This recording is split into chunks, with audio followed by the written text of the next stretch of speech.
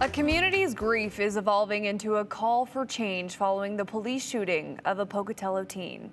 The death of 17-year-old Victor Perez, who was autistic and nonverbal, is igniting demands for reform. Our Jude Binkley was at the state capitol where a group rallied for change. Jude, what did they tell you? Well, Hunter, protests have taken place on both sides of the state since last month's shooting, with advocates pushing for mandatory crisis intervention training.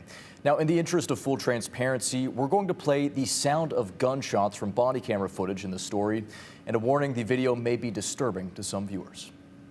We need allies of all colors to be here with us. A group of advocates united in a call for legislative action in the wake of the death of Victor Perez. The 17-year-old from Pocatello was nonverbal, autistic, and had cerebral palsy. Hey, drop the knife! Drop the knife! On April 5th, 4 Pocatello police officers shot Victor. It all started when a neighbor called 911, claiming a man appeared to be drunk and was holding a knife.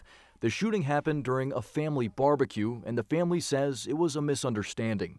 The released body camera footage reveals the encounter, leaving communities across the state now demanding answers and accountability.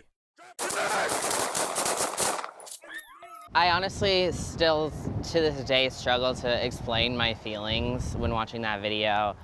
I think for me and a lot of other people, I saw Victor, but I also saw my loved ones and the people I care about that, are vulnerable individuals. In the aftermath, demonstrations have spread throughout Idaho as communities come together to honor Victor's memory and demand meaningful reform.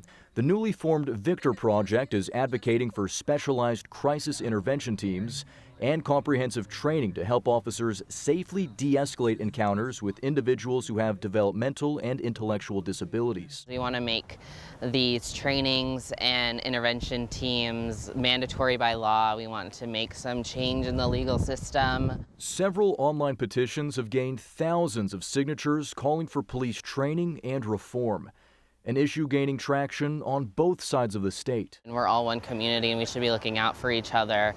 And, just because something happened in a small town in Idaho doesn't mean it can't affect somebody else. And the 4 Pocatello police officers who shot Victor were placed on administrative leave.